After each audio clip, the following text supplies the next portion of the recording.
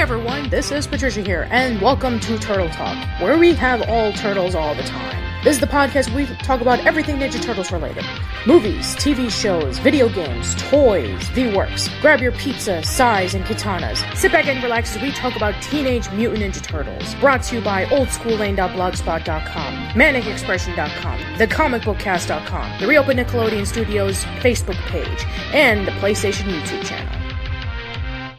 Hey everyone, welcome aboard to a brand new episode of Turtle Talk. I am Patricia. And I'm Kevin. And you're probably wondering to yourself, man, where the hell have you guys been? Well, yes, we are well aware that the other episodes of Season 2 of TMNT started about a month ago, and there have been tons of news about the movie, but due to weather problems and personal issues, we've had our podcast delayed for about 3 months, and so far the things that have been occupying it is episodes of Manic Expression Plays Cards Against Humanity. We promise that things are starting to get a little bit more stabilized, the weather is finally starting to get better, and the personal issues that I've been going through over the past couple of months have been stabilizing, and they've been getting better, so episodes of Turtle Talk and Casual Chats will be coming back normally, but please be a little bit more patient with us. We're also working on some other things. Kevin and I are currently doing the Manic Expressions Top 100 Animated Films, and that's been taking a lot of time out of my hands, and that's coming up in April. So yeah, we've been pretty busy. The last one that we didn't talk about was Slash and Destroy, which we have we talked about extensively on our recap with Comic Book Cast and how much we freaking loved it. And now we're just going to be talking about the 5 episodes that have been featured since then. And we're not going to talk about the 1-hour premiere, the Wormquake, and the Manhattan Project. We want to save that as spoiler-free until it's officially released on Nickelodeon. So we're going to be talking about The Good, the Bad, and Casey Jones, The Krang Conspiracy, Fungus Among Us, Metalhead Rewired, and Of Rats and Men. And we have a lot of other things to talk about, so get cozy. So let's start off with The Good, the Bad, and Casey Jones. I gotta say, holy crap. This is the episode that Casey Jones should have been introduced in. Well, before watching the episode, I actually own the Teenage Mutant Ninja Turtles Ultimate Collection Volume 1 from IDW. I got it as a Christmas gift. One of the back issues in that is the Raphael Micro series, which is where Casey Jones made his first appearance. And I read that prior to watching the episode. And I have to say, what I really love about this episode is that it plays homages and references to that particular issue.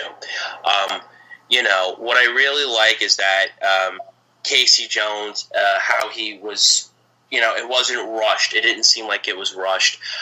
Even now, the Turtles, are trying to get used to Casey. I mean, I like Casey Jones. I really do. He's not my favorite Teenage Mutant Ninja Turtle character, of course, but I do love the character of Casey Jones. And the more I'm watching him in this series, the more I'm beginning to like him.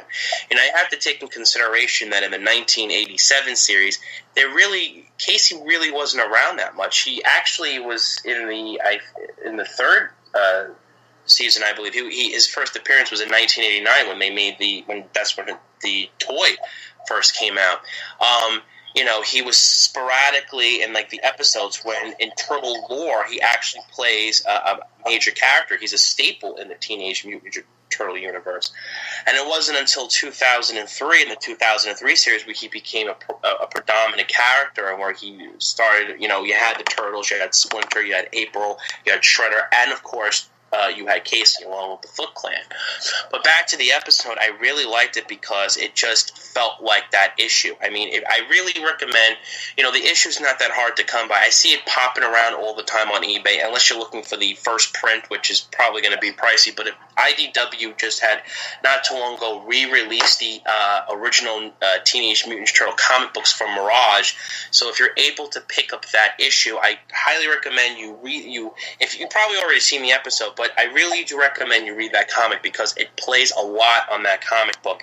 You know, the fight scenes and everything, the way Casey and Raphael, there's even a few dialogue when Raphael first sees Casey Jones.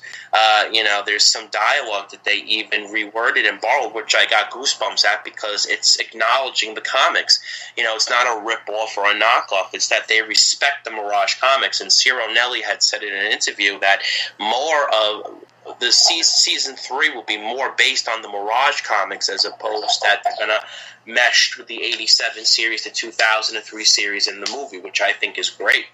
You know, I also like the, you know, that how in the beginning, you know, Raphael has this anger problem, and we see that because he does have an anger problem. In fact, he almost hurts Michelangelo. Yeah, we were talking about the anger issues that Raphael was getting in the last episode, Slash and Destroy, in which he felt like his brothers were incompetent, so he basically teamed up with Spike, who turns out to be who turns into Slash with the mutagen, and that's when he starts learning to appreciate his brothers more. But in some aspects, just like in the original comic books and the cartoons that had featured before it, Raphael has some serious anger issues, and in this episode, he gets anger control from Splinter. Right. And I think that's what's really great because, you know, it shows that he is still the badass turtle, but he curbs it, you know.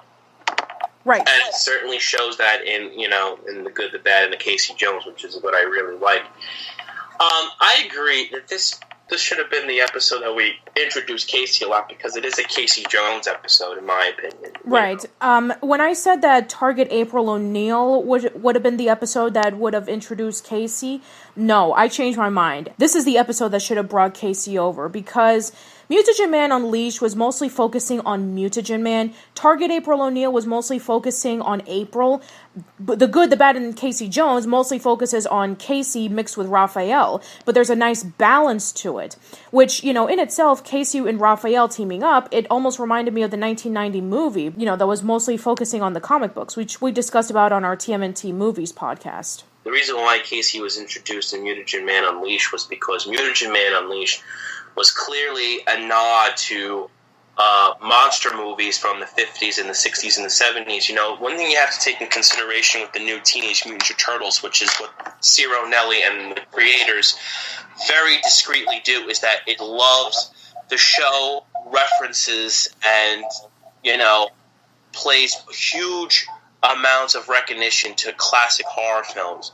So Casey was, I mean, even though Casey and April, I mean, there's no doubt in anybody's mind that they're going to be going out, and then before we know it, they're going to be boyfriend and girlfriend, which is going to be really hard for Donatello because we all know that Donnie loves April, and this raised a lot of questions as to, you know, what's going to happen, and, you know, how is April going to...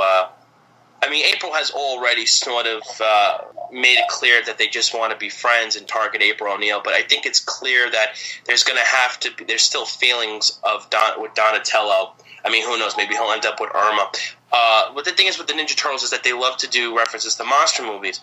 And Mutagen Man is the monster, and I think Casey was just being the protective boyfriend who tries to stop the monster, because in all these horror films, you always have the lead actress being attacked by, you know, a creature or a monster, and then you have the heroic guy come in and kick the monster's ass, and that's what Casey was. So I think it wasn't a bad thing that Casey was in the episode. I know, it wasn't bad, but it was just underutilized.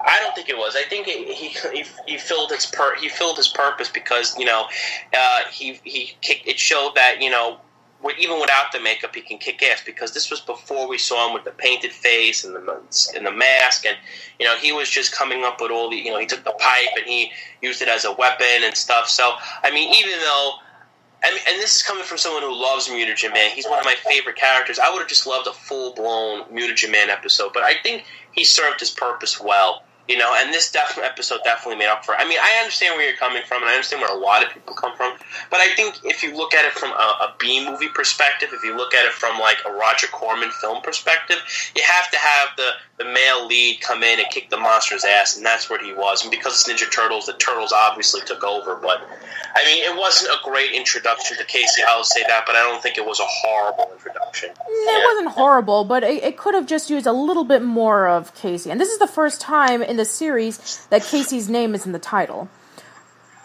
Right. And when we were mentioning about Irma is introduced in this episode. And we already know who Irma is if you ever watched the 1987 cartoon. She's depicted as a really geeky, nerdy kind of girl. But in this incarnation, she's more of a gothic, kind of broody girl. Not really. I mean, not to cut you off, she's got a gothic appearance, but I think what they wanted to step away from the stereotypical goth is that she's still a nerd, because not to jump the gun and not to, move forward, but if you watch the later episode where she really plays a part in Rats and Men. Yes. She is definitely a nerd. In fact, we'll get to that later, but Irma's introduced, and it's what I like about her character is that she still has the Irma qualities from the 87, but they could sort of revamp it, but it's just her appearance that changed, but she still has that little but she's not as geeky as she was in the 87 version. Her appearance, no, but her personality, definitely, because Casey and April sort of kind of get annoyed with her very quickly when she breaks into, like, these little trivial tidbits that are very useless that you would find on the bottom of a Snapple cap. She knows a lot of useful stuff, but it's in the appropriate times. But like I said, who knows? Maybe her and Donnie would get together, although that would be kind of interesting. But I don't think that's going to happen, though. Especially since there's only one romance in the story. I don't think we need to have two romances. Well, actually one, because now that Leonardo and the Turtles know that Karai... Well, actually, Leonardo knows that Karai is... Splinter's daughter. I think that's going to be kind of awkward for him to sort of... see her in that sort of attractive way, but I don't think they want to kind of throw down people's throats more romance. So, I don't know. It could be a cute gag, but we'll have to see what happens. Yeah. Well, there's one more thing I want to discuss about this episode. This episode was aired out of order. This was supposed to be Season 2, Episode 9, or Episode 34, but it was switched for some reason. It was never explained on why this was featured first. I think it's because mainly they want people to start getting used to Casey Jones fast, because Casey Jones is already becoming a popular character. I mean, he's already popular, but I'm talking about this generation. So they're kind of wanting this generation to sort of start liking Casey Jones, which is why they kind of move the episode, which I'm perfectly fine with, because I like this Casey Jones. Yeah, I really like him as well. Josh Peck does a wonderful job of portraying Casey, and it's kind of interesting about how, about 10 years ago, when everybody was watching Drake and Josh, about how Drake was the popular character and Josh was like the, really goofy fat kid, but nowadays the tables have turned. Josh Peck is becoming really popular nowadays because he's in a lot of independent movies, and he was in that remake of Red Dawn, and now he's Casey Jones. And now we have Drake Bell, who recently filed for bankruptcy, and he's in that really crappy incarnation of that Spider-Man cartoon that nobody likes. Well, I find it very interesting when Josh Peck he made an announcement that he wanted to do serious stuff, and he wanted to do he wasn't going to do kid stuff anymore. So I thought this was a pretty nice little surprise that we got, because I remember a lot of people. We all knew Casey Jones was going to come in. It was confirmed and all that, but a lot of people were confused as to who was going to play Casey, and many people were bent. I don't know if they wanted this to happen. I don't know if people were still upset that this didn't happen, but a lot of people wanted Dante Bosco to play Casey. It was just I think it's because they wanted to have a small Avatar sort of thing because Mae Whitman's on the show, so they wanted to have Dante come on, and they felt that he could definitely play a kick-ass teenager, Zuko. I don't think I need to say more. So yeah, but then again, we already had that with American Dragon Jake Long, in which Mae Whitman and Dante Bosco were in the same cartoon. So yeah, but you have to understand, like, with all due respect, Avatar: The Last Airbender is now considered like one of the best animated programs of this generation, aside from that show. I'm not saying that show is not great, but a lot of people love Avatar. Like, when, in fact, I read an article not too long ago online stating that, Avatar is like one of the very few shows. They name like a few shows. That's what's still keeping this generation Nickelodeon going. Yeah, not to mention that Legend of Korra. I mean, the season finale was just amazing. Right. But what I'm trying to say is a lot of people, fans wanted to see like Mae Whitman and Dante kind of reunite again to do another series is what I'm trying to say. So, it wasn't a question of, them work. They just wanted to have that sort of Avatar thing. Because you have to understand they felt that he could play kick-ass teenager. But I think Josh Peck does a really good job, in my opinion. I think he really does a great job as playing Casey. He's got that Brooklyn accent and everything, which is cool, which is based off the 2003 series and stuff. But what I like also that this character also has a Rorschach feel to it because he plays a vigilante. And if you watch the episode, he writes in a journal. The way he writes in the journal is the same way Rorschach does. He goes outside and he has like a little book and he writes it and he, so you have like a Rorschach from Watchmen sort of feel with this Casey Jones. And Rorschach is pretty much one of the most badass characters in the comic books going on right now. Absolutely. All right, so there's really not much to say, so let's get on to the next episode, which is the Krang Conspiracy. And, well, this is definitely the episode in which April's origins are finally revealed on who she really is. And I gotta say, I knew that there was something up, but I never expected this. Patty, why don't you, I also, by the way, want to make it clear, I didn't get to see Fungus Humongous, but I still want to talk about it because I read about it on a few websites, and I'm seeing it, but, and I'm going to watch it, though. I'm just waiting for it to come on demand, or I'll probably watch it on the computer, just pray I don't get any viruses. But anyway, Patty, why don't you take over this one, because you said a lot of people weren't happy about April's origins. Oh, no, not whatsoever. So basically, it starts off with the Turtles going on a mission to a newly rebuilt TCRI. Now, if you are a huge fan of TMNT, TCRI is the company that was the one that created the mutant ooze that, mutated them. So April starts feeling left out, and then all of a sudden, she's being approached by this mysterious being who tells her that, he knows about April more than she thinks. And then throughout the entire episode, it's been revealed that April is part Krang. And this is the part where I saw a ton of complaints online discussing about how they hated this. They couldn't even believe that April was not human. And I actually got really upset about this because if you've actually read the comic books and if you've actually seen some episodes of, certain incarnations of TMNT, April was never fully human. Except for the '87 series and the live action movies. Yes, that is the only time in which. And not to cut you off, in this very crappy 2014 movie, but who knows? Oh, we'll make it Fox is not human to begin with. So, so it's just the 1987 series and the 1990 movies where April was fully human. Right. Throughout the comic books and the 2003 series, she was created by Baxter Stockman to become the perfect human. She was created to be the perfect human to work alongside with Baxter Stockman in his lab. And then all of a sudden she escaped and, the turtles found her and, she became she befriended the turtles. Then when it was revealed that she was part Krang, people were just up and out saying that this was hugely disappointing. I think these were the casual fans who don't know really too much about April's true origins. But as for me, I didn't mind it. In fact, I thought it was pretty cool. And for some people, they said, oh, now that whole quote-unquote bestiality of April and Donnie dating together won't be as disgusting.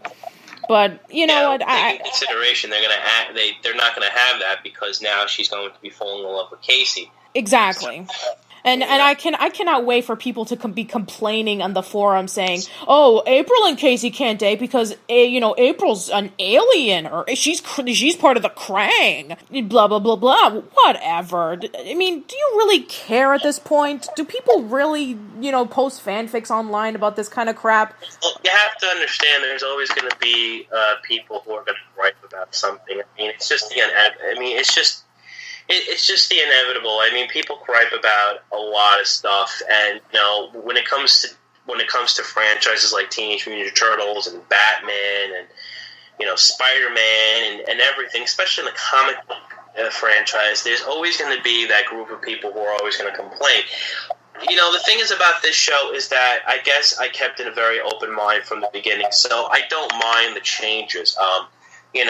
To be honest with you, I personally didn't mind it at all. In fact, I thought it was a nice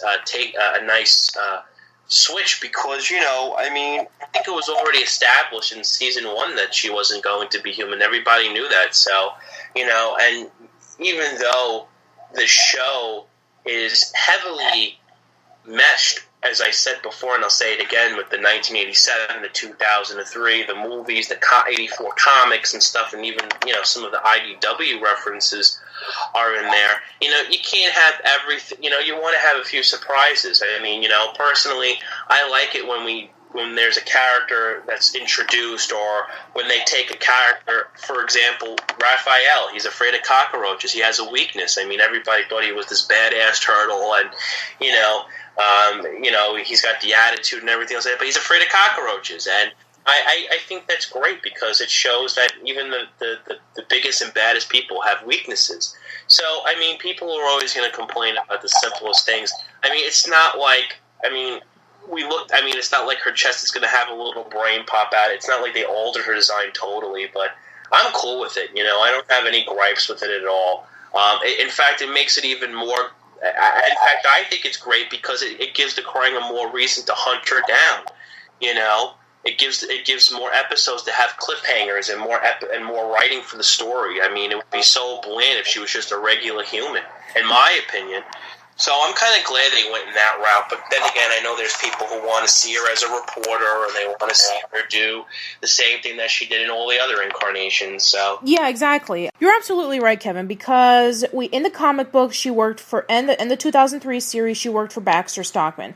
In the 1987 series, she was a news reporter. People just want to be kept the same. Everybody was really upset when April O'Neil was revealed to be a teenager alongside with the Turtles. You know what? If you're trying to revitalize a franchise that's over 30 years old, and you want it to be kept alive and not become redundant and stale, then you have to make changes. Otherwise, what's the point of rebooting it again? Exactly. I agree with that. I mean, when it comes to like movies and stuff like that, and comic books, I mean, you got to be careful with it. But I mean, as long as you have the original sources, as long as there's at least that you have people who are fans of the show, then I don't see a problem with that. Yep, that's right. The Turtles looking around TCRI was really nice. I felt like it was a nod to like all the other previous incarnations, but it was done in a brand new way. And, just basically, I just felt that the episode was pretty good. It was a nice continuation, and it delves more into the characters, which I really like about this series. It's able to take these characters that we've come to know and love for many years, and is able to introduce some new things that keep the series fresh. And that's what I like about this incarnation. That's why, out of all of the incarnations that have been featured so far, this is why it's my favorite. Because it's able to do something to revitalize the franchise. Right. Alright, so let's get on to the next episode, which is Fungus Humongous. Now, you didn't see this episode, Kevin, so I'm just going to give up a little bit of a quick recap. Go ahead. I'm gonna watch it, so, Okay. So around the sewers, these mysterious fungus start mutating around. And while the Turtles and April start looking around, and, April, Casey, and the Turtles start looking around to it, the fungus starts spreading out this sort of essence that makes them experience their worst fears. Leonardo is afraid of letting his team down. Casey's afraid of rats. Raphael is afraid of cockroaches. Donnie is afraid of April hating him. And finally, last but not least, April's afraid of bats. This makes a lot of sense for April to be afraid of bats because, her father was mutated into a bat. So it actually has a much more deeper connection on why she's afraid. Then there's Mikey's fear, which was he was afraid of the Squirrelinoids, which, it makes a lot of sense because if you've seen the episode Invasion of the Squirrelinoids, there's a reason why Mikey's afraid of them because Raphael and Mikey were looking around in Mikey's room for it. And Raphael, the Squirrelinoid went inside Raph's body and he spit out the Squirrelinoid similar to a face hugger except a lot less gruesome. And so this is why Mikey is still afraid of them. And so basically, it mostly focuses on Leo. Leo is afraid of leading his team to failure. And this is basically showing off the struggles that everybody is going through. In the end, the episode is okay. I mean, it's a pretty decent episode, but I feel it's kind of like the same way in which I feel about Invasion of the Squirrelinoids. It's a good episode, but it doesn't really advance the plot. It just gets us to know more of the characters more, which I liked a little bit better in this one as opposed to Invasion of the Squirrelinoids, because Invasion of the Squirrelinoids, it was supposed to be a reference to Alien, which, if you're into that, that's fantastic, but I wasn't into it. In this one, it's pretty good. It's not on my top favorites, but I do like the way that it's able to delve more into the characters and to give a lot more depth to them, so it's pretty good. I would suggest that you check it out. It's not great, but it's pretty good. Okay. Alright, so, there's really not much to say about that, so let's get into the next one, which is called Metalhead Rewired. Okay, it's your turn this time, Kevin. It's a Metalhead episode, and to cut to the chase, it's could Metalhead be trusted? Donatello tries to advance Metalhead, and the team feels like Metalhead pulls them down a lot, and really, Metalhead ends up being, more useful to the team than they thought he was. Apparently, the Krang have come up with this plan to capture all the mutants, and towards the end of the episode, there is cameo appearances by almost all the mutants in all the episodes, with the exception of Razar and Fishface. And pretty much, they want to use this kind of device to sort of make them go against the Turtles. They figured they could have the mutants turn on the Turtles.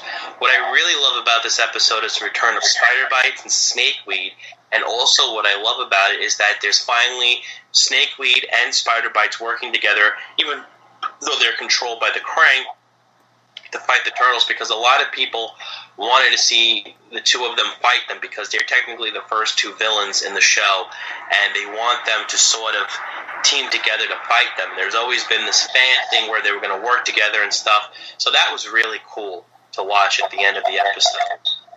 The episode unfortunately ends with Metalhead being destroyed, and of course Donatello will repair him, but the Turtles now have more respect for him, which I really like. I liked it because it took a break from April and Casey.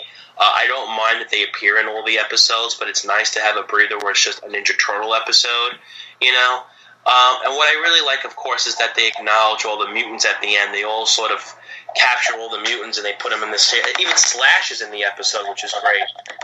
Slash is there. It was a really good episode. It was very good, especially when the Turtles realized that when they make mistakes and they learn from their mistakes. I like those episodes. It gives more time for Donnie to shine because Rob Paulsen gives that little tweak to Donnie's character. I mean, he's starting to turn out to be my favorite turtle so far in the series. Yeah, so far me too. And my favorite has always been Leonardo. Yeah, my favorite has always been Leonardo as well, but both in the 1987 series and the 2003 series, Leo was always a great character.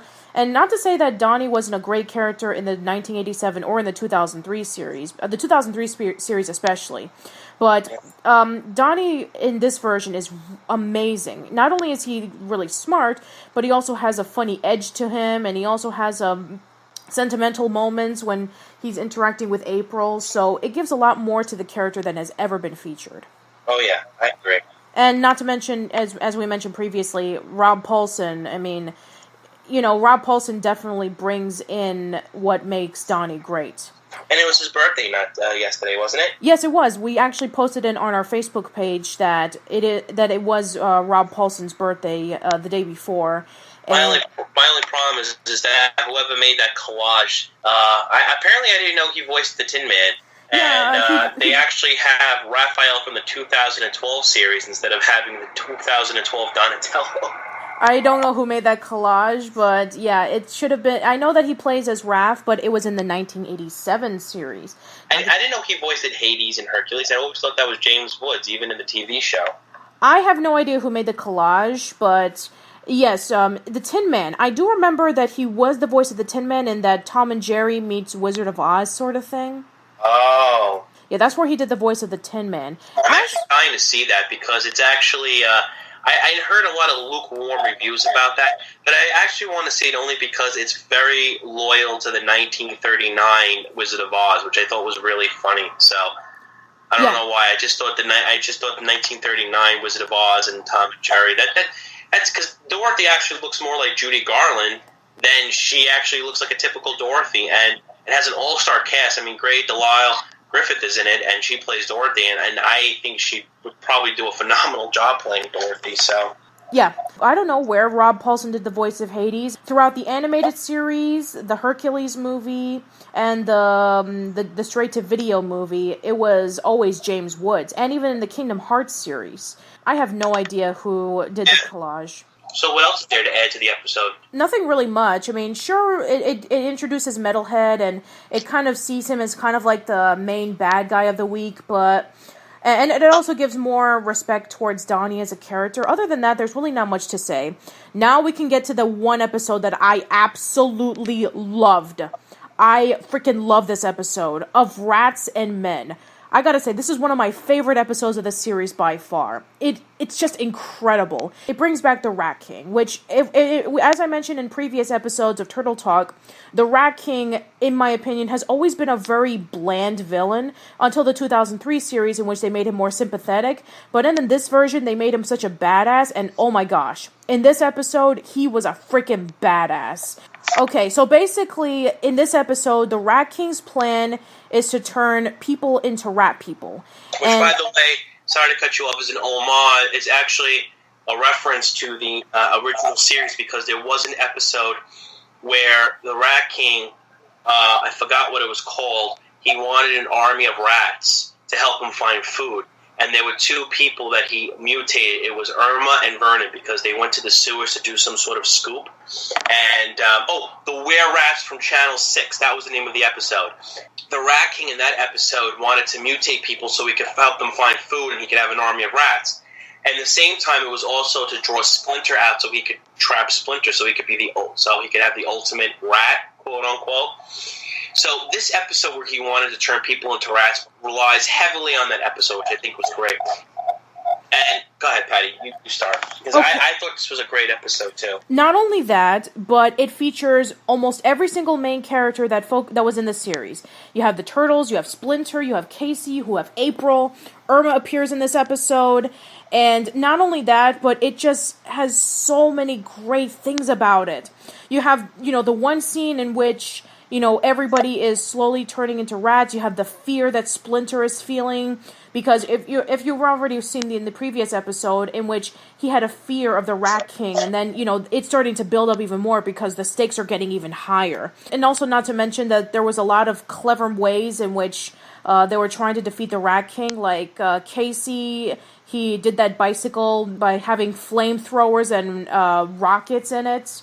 And also, Mikey, he had the cheese skateboard. And of course, I have to mention this. I was questioning about this moment when we first discovered this character in San Diego Comic-Con, but this is the appearance of Ice Cream Kitty.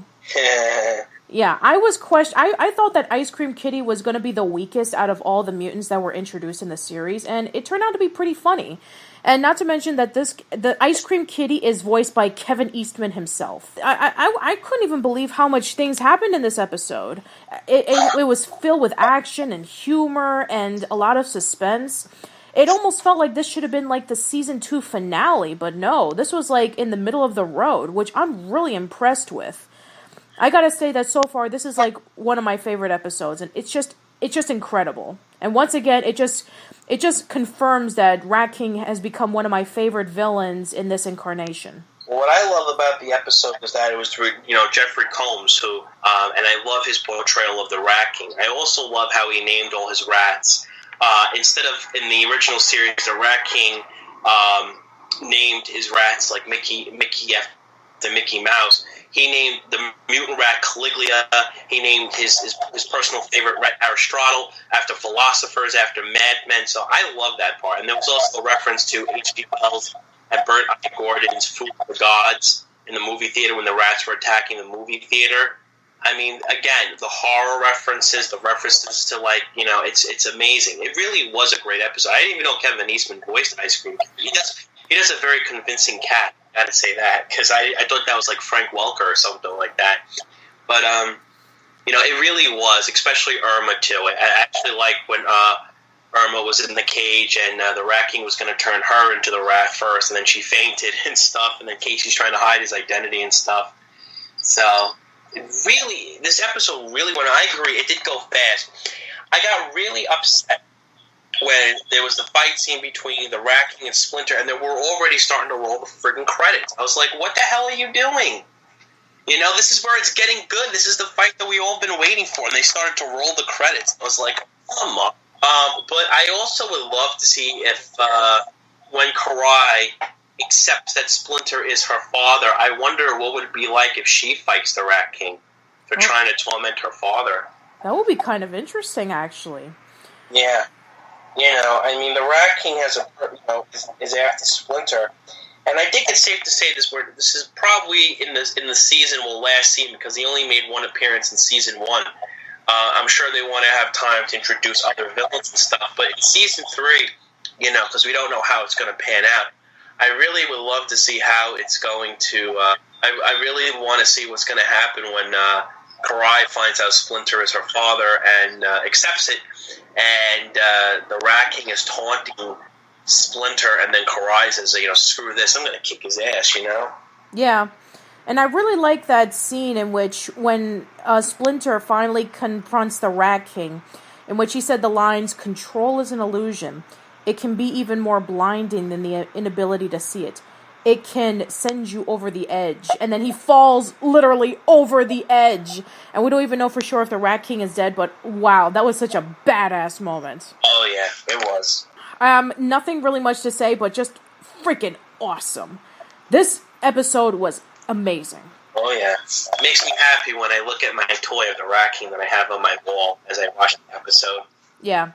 Alright, so the last one is Wormquake, or the Manhattan Project, which we're not going to talk about because... Well, actually, not to cut you off, for some odd reason, and it actually confuses a lot of people, Nickelodeon has it, I'll just, not to cut you off, it's actually called the Manhattan Project, but what happens is that it's actually, the full episode is on right now, but actually they're going to take it off very soon because Friday's going to be where you can watch the full episode. So it's actually going to be called Wormquake because that's the clip. I don't know if it's still on now, but I watched it. I got on the computer as soon as it said it. So for those of you who are fortunate enough to watch it, we'll discuss it next time.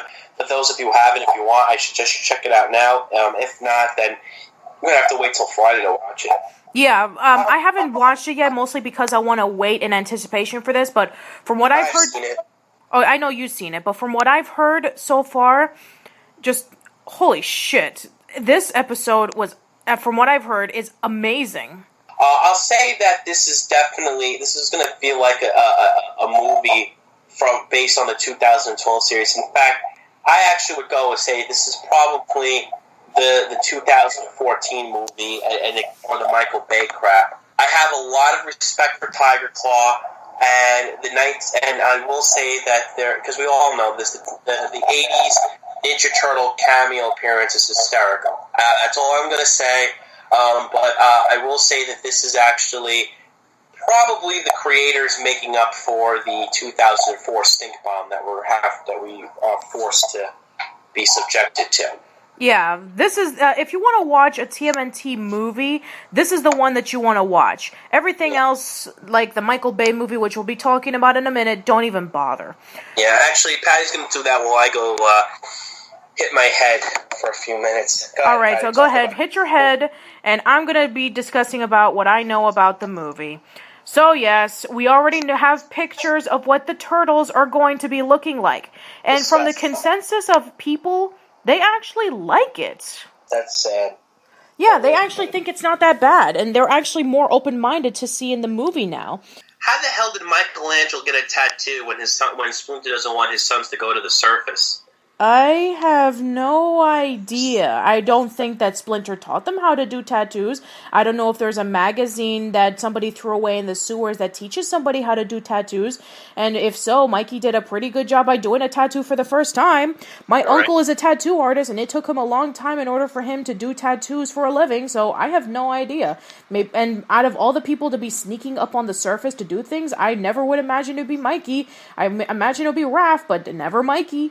How the hell did Raphael, first of all, they all look like they're on steroids, because everybody I showed that to were like, wow, the turtles, I mean, what did they inject themselves with? Was that mutagen or steroids from the gym? And another thing is that Raphael is, humongous compared to all of the other turtles, which is just so freaking weird. I mean, if you look at the photos, even with, see, here's the thing. The turtles in the comic books and movies, with the exception of the 2012 series, because they're all teenagers, they really are not that tall. They actually come up to, I'll use April, for example. They actually come up to April's shoulder length or to April's chest. So, when I looked at these pictures, I was like, okay. But then when I saw that photo of Megan Fox and Raphael in that very creepy pedophilia-looking trench coat with the glasses, which, by the way, I showed my friend that picture, and she was like, wow, that is really scary, because off topic, even though they're supposed to hide themselves, the whole point was that we saw their face. But when you have, the scarf and the glasses and this, gigantic, humongous shell behind your back, which looks like, I don't know what the hell that looks like, it looks like a hunch, and you're in a trench coat, that doesn't look cool at all. That looks freaking creepy. But he's, taller than her.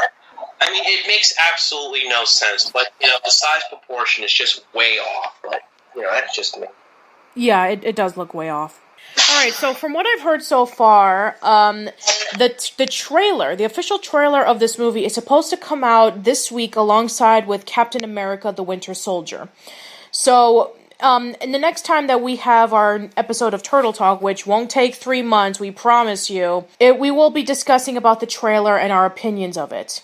And, oh man, I cannot wait to see what they do with it, because this is either going to make or break the viewership. I have no idea what direction that the movie is trying to go at. I can see that they're trying to make homages to the 1987 cartoon, but here's the thing. Most of the people who are going to be viewing this movie are people who mostly grew up with Michael Bay movies like Transformers and stuff like that, so they're probably going to be teenagers or young adults, and those people most likely have watched the 2003 series. They've never watched the 1987 series, and if they had, they probably saw it with their older brother or something. Okay, I came back from a very bleeding concussion right now. What did I miss? While you're off banging your head, I was just talking about how this movie is going in a very odd direction with trying to homage the 1987 series, when the majority of the people who are going to be seeing this movie are going to be teenagers and young adults, since that's mostly the consensus viewings of Michael Bay movies with Transformers. Well, you have to understand one thing. When the project was first announced, everybody hated it. Okay, everybody. There was a small group of people who were for it because they are not true fans, and they were just excited to see the Turtles back on the big screen, so they didn't give a shit if Joel Schumacher directed it. But the problem is that the reason why they're going with that route, and I'm not vouching for this, is because they want fans to be happy, because they feel that whoever goes to see this movie when they take their kids, it's going to be like a nostalgia, which is why, for whatever reason, they're not really going to base this off the 2012 series. They figured that the fans, even who don't have kids, are going to want to go see this movie because, April's a reporter again. Verdon is back. Irma is back. Byrne is back, even though she's a female. And I'm surprised they didn't bring back Rocksteady and Bebop and Krang, although there was a rumor that they were supposed to appear, but I don't know what happened to that. But it's really just about to draw the fans. But the problem is that, it's not done right. The casting is not done right, and, it doesn't coincide right with the 2012 series. Not only that, but like I mentioned before, I mean, mostly teenagers and young adults are going to go see this movie, and they grew up with the 2003 series. Whenever we do our TMNT recaps at Comic Book Cast, a lot of the people who say that which incarnation is the best, the 2003 series is the one that is brought up a lot. And for those who grew up with the 2003 series are going to be, once again, heavily disappointed that the 2003 series is just shoved into the background, pretty much forgotten. Ever since Nickelodeon had gotten the rights to TMNT, there is no plans of releasing the 2003 series on DVD or on Blu-ray. Well, I'm having high hopes that Shout Factory might do it because there's been some rumors going around that now that Shout Factory so far they're not doing their Nickelodeon DVDs have not sold very well, unfortunately, because there were plans of them re-releasing Invader Zim and Doug and Rugrats, but that got canned because their complete series box sets are not doing well. In fact, I don't even know when they're going to release the rest of Hey Arnold. I know the Danny Phantom sales have tanked, but what they plan on doing is, I think, to recuperate their losses, it's just a rumor, they might re-release the 87 series and the 2003 series on DVD, not on Blu-ray, I don't think, because, high def and all that, but I think they might re-release that. But there is a chance that Shout Factory will do it. I know Nickelodeon won't do it, but, when it comes to releasing past shows, I do know that their Power Rangers sets have sold relatively well. In fact, on their website, the incomplete of all the Power Rangers, this mega box set in the shape of the Red Ranger's head has been selling like wildfire, like hotcakes. So, I mean, but the point is that, a lot of kids are going to be confused, and a lot of parents are just probably going to just not explain or just say, okay, just shut up and watch the movie. But if it was up to me, I probably would have done a live-action version of the 2012 series. I mean, a lot of the people who voice it are actors, so I can't see why they can't get them to play the parts. Or I would do a CGI version based off the black and white Mirage comics. That would be awesome. Yeah, I would do that. I would do a CGI of the black and white comics. I would have it look exactly like the Mirage comics from 1984. Make it dark, which is pretty much what the Christopher Nolan movies of Batman were, but at the same time give it humor and make it like a Ninja Turtle film. But, of course, the powers that be, they want to go on a fresh start and want them to... I don't even know where they want to go with this. I don't even know exactly where they're going with this. All I know is that it's going to be based off the 87 TV series, and that Michael Bay just wants to see this as a money making thing. Yeah, well, there's two things that I want to mention here. According to an interview by Kevin Eastman, this movie is supposed to be an original story, but it has to keep to the original source material, or I shit you not, the people who are involved with this movie will be fucking murdered. And two, according to a recent interview, they're planning on doing 3 sequels to this if the movie becomes a huge success. I think they're going to do 3 sequels regardless if the movie becomes a success, because, look at Transformers. They're just knocking that out, and they just keep going and going. There's a new one coming out this year. So I think they're just going to keep... look at the Smurfs and look at Alvin and the Chipmunks. The first Smurfs movie bombed. Alvin and the Chipmunks bombed. They're they're going to be making a 3rd Smurfs movie and a 4th Alvin and the Chipmunks movie, both due in 2015. So... And not to mention the TV series. Yeah, but I think what they're going to probably do is they're going to make them anyway. But to be honest with you, I'm surprised that Kevin Eastman said that, because I thought according to Michael Bay, Kevin Eastman was there when they were writing the script and was there when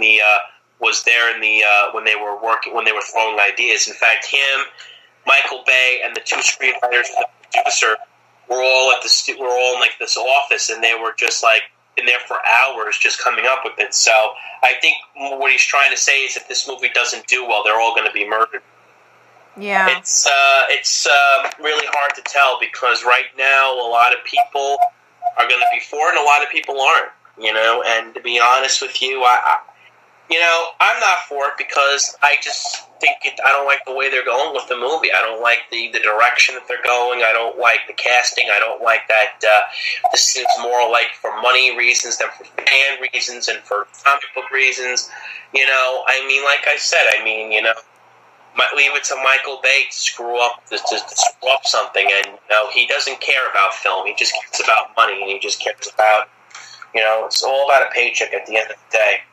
But what he's concerned about is that in toy stores, people are going to flock there to get the toys and everything else like that. So.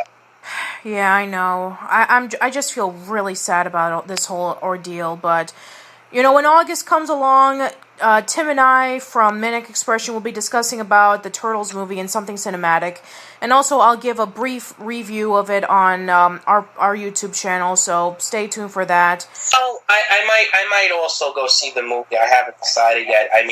It's still up in the air for me because I would like to just see it, just to keep an open mind, because I always tell people, and I don't want to sound like a hypocrite, that you should always give something a chance. And even though I hate this movie with a passion, and I would consider it like I would consider it to be like the black sheep of the Turtle franchise, I think I'll just go see it anyway. Just to see it myself, because I hate to judge a book by its cover. But from what not even Casey Jones is going to be in the movie. There's going to be no mutants in the movie. No one really knows what's going to happen. Yeah, you're right. So you know what? Only time will tell, right, Kev? Well, only time will tell, but you know what? I got a funny feeling that there's people out there who support this movie because they're not fans. They just want to see. They just really don't give a shit. They just want to see the movie, just see the movie. They don't care about nostalgia. They don't care about, if it's done right. That's why when you have these fans and they argue with you, they're like, well, that's happened, that move on. If you really love something, if you care about something, and this is something that you grew up with or you love, and you got to stick to it. There's not always going to be things like, for instance, on Batman. There's so many great Batman incarnations, and there's some Batman incarnations that suck.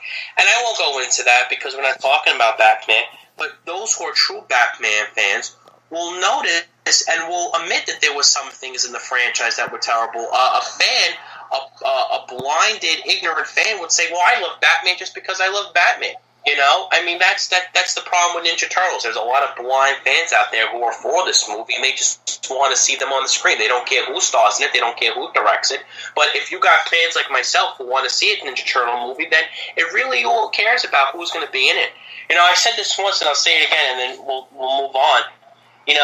The reason why a lot of people hated the 2012 series at first was because of the way they were designed and because of the fact they were teenagers and who they were going to get cast in it and all. But they didn't like the design of the Turtles. They didn't like that they had those cylinder feet and all that. It was so many hatreds, so many things. But how did it become a pop culture phenomenon? How did it become so popular? Why did people love it? Because Ciro Nelli did an interview. And it was a modest interview. It wasn't an interview because he didn't want to receive hate mail. He got an interview, and they showed his office. And what was in his office? Ninja Turtle toys. He said he grew up with the show. His favorite villain is Mutagen Man. He told stories, and he says about how he had the toys. That's a fan. He even showed on his Facebook profile, he got the very first Ninja Turtle comic book graded. He had it graded, for Christ's sakes. He owns the very first issue, So when you have somebody who is a fan of the franchise, then you're all good. Then it's going to be done right. Then this is why the show is becoming so popular, because you have people who respect it and acknowledge the show for what it is, and it's not there to make money. But when you have someone like Michael Bay and Jonathan and Megan Fox who just see it as another paycheck, then what good is that? You know, that's like me taking the Peanuts and I'm just going to cast Justin Bieber and shave his head bald, or Cleo Grace Martinez to play Lucy, because I don't care. I'll make them teenagers, and, we'll talk about drugs and we'll talk about sex. That's not the Peanuts, but it's all about money. I want to attract a teen demographic. So, it's really hard. That's why a lot of people, including myself, expect Zero, because when you see photos, he's got all these he's got a Triceratops figure from the 1990 toy line of Ninja Turtles on his windowsill. He has, you go into his office, when you walk into the Nickelodeon studios, and when the actors and everything, when they go to work, it's cluttered with Ninja Turtle pictures and everything else like that. I mean, I can't think of Platinum Duns having anything else like that. You're talking to a guy who actually is a fan, who watched the show, who had the toys, who remembers the who had the comics, So, I mean, that's why I'm upset. If I knew it was somebody who really was a fan, who really, I would say, okay, then we're in good hands. But, no. That's why a lot of people are very judgmental with the Muppets, because, you have I don't know who the director is. A lot of people, he says he's a diehard Muppet fan, but we never seen any proof of him having a Kermit the Frog doll or citing Jim Henson as his idol. That's the problem with these franchises. You could turn around and say, I love comic books, but then when you say, why do you like a particular comic book, it's okay, another instance, I'll give you this. Michael Bay. Okay, to give you an example, it was on the set of Friday the 13th. It was the 2009 remake, and they interviewed him, and they said, well, you're directing Friday the 13th. He's like, yeah, you didn't want to give too much spoil. So they asked him, what is your favorite Friday the 13th film? And he couldn't answer that. And he said, they asked him, did you ever see a Friday the 13th movie? He says, no, I only saw the first movie. That was it. Now, you're directing Friday the 13th. And you haven't seen any of the movies? You've only seen the first one, and you barely even remember that one? You just know it's a guy in a hockey mask? I mean, this is why people get upset. But, like I said, I might go see it. I'm not for the movie. If I knew it was somebody who was a devoted Ninja Turtle fan, like Mr. Nelly, and if I knew that I would be more comfortable if he had the turtle blimp in his office than having a bunch of paperwork. Then I knew I'd be in good hands. But that's what happens, It's part of Hollywood. It's something that we have to accept. But, I can't accept someone directing someone such a powerful franchise as Ninja Turtles and not knowing the difference between who Rocksteady and Bebop is to Razar and Toka, I can't cope with somebody who doesn't know the difference between who Irma and Vern, or who doesn't know the difference between a shredder and an actual shredder. Okay, that's how corny it is, because it's true. But that's just me. Words of wisdom, Kevin. Words of wisdom. Thank you. It's going to get made. It's probably going to be a modest success because kids are going to want the toys and kids are going to want to see it. I'm sure it's probably going to come out at the same time that season 3 is going to happen. And I personally believe it's going to do well at the box office, and I think it's going to do very horrible amongst critics. I think fans are not going to like it, but I still think they're going to make the other 3 sequels regardless. And it's not a question of what we think; it's a question of what's going to be making money. So it really doesn't matter how bad it does. Like, for example, Guardians of the Galaxy. I'll put this out there. I think even if Guardians of the Galaxy bombs, which it's probably not, it's probably going to be a huge success. It's probably going to be the next Avengers. They're still going to make the Ant-Man movie. They're still going to go with Avengers 2. They're already in pre-production. They're not going to stop a movie that they have put multi-million dollars in and just stop it because one movie bombed. So, it's really, for fans, it's like fans just have to just grin and bear it. And, there's really nothing much nobody can do. Exactly. And there's not really much that anybody can do about it. All right, so let's put the movie out of the way and let's go into something a little bit more positive. The New York Toy Fair of 2014. Oh, boy. Well, let me just first point to start out. I completed my whole set of Ninja Turtle figures. I just picked up Squirrelnoid, and I'm actually was debating. I'm actually going to go get the the Battle Shell Turtles because I love the sculpt on them. They really look like the 2012 show. Yeah. The Ninja Turtles there. Razar is actually going to be coming out very soon, so I have to be on the hunt for him. I also want to point out that if you get Mutagen Man, don't make the same mistake that I did. I didn't open my figures, although I really want to open my figures, but I don't. I can't. There's actually 2 Mutagen Mans. There's one with pupils, and there's ones with not. Apparently, the ones with pupils are the early edition Mutagen Man toys, and those are going to be extremely hard to find. If you live in the tri-state area like I do, you're most likely not going to find it. If you live near a Walmart, you'll most likely find it. But those are the ones that the collectors are going for because it has the pupils, and it actually gives a more creepier look.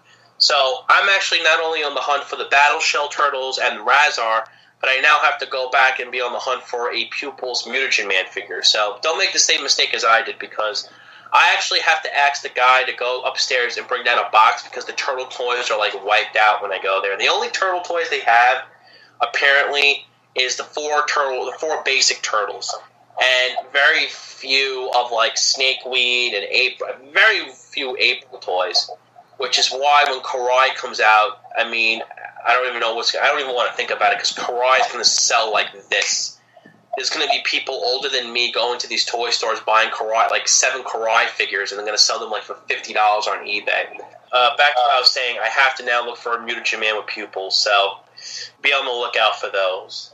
If you want to get that. If you really don't care, then you can just pick up any Mutagen Man toy you want, but if you really want that creepy feel, then definitely get the one with the pupils. And like the original toy, you could actually pull up the mutagen that comes with they have mutagen in Toys R Us or wherever you go, like that blue or different color liquid. You could pour that into the toy to make it look like he has mutagen. And if you press his hand, the mutagen sort of comes out of his palm, which looks really cool. So I actually think I might buy one just to keep on display, but I have one in the box and I'm not going to take him out. But just thought I'd let everybody know out there of what kind of Mutagen Man toy to get. All right, and what did you think of the toys that were featured in the Toy Fair this year? Because I sent you some pictures of all the toys that were featured on that were going to be on for sale for either this fall or next year, and there was a lot of them. There was a lot of the not only from the new show but also from the 1987 series. Well, I didn't see the one from the 1987 series. I'm sure those are going to fall into the classic collection line. I do know that Krang and Casey Jones are the next 2 figures that are going to come out of the retro classic collection series. I like them. I really, really do. I love Slash. I love the way Slash looks. He's got his mace. He's got that mace, which I want, which looks really cool. Tiger Claw looks awesome. Also, the movie Star Turtles, which for the 1990 movie is part of the classic collection. I like the sculpt on those, but I'm so pissed that they don't have the rubbery texture like the original toy line does. I mean, at least Playmates could have done that, but this is Playmates we're talking about after all. I'm really looking forward to those though, but I just wish they had that rubbery texture because it just looks like the 87 the 1988 toy or 87 classic collection figures, but just the movie versions. But other than that, it looked pretty cool. I didn't get this, I think it's going to look like a promising toy line, so I'm looking really forward to that, Yeah, me too. And also the one that you were really, really excited about was the blimp. Oh, yeah, they're bringing back the turtle blimp, which is really awesome. I'm looking very forward to that. Let's see, what else is there to talk about? Let's see, we talked about the movies, we talked about the episodes, we talked about the toys.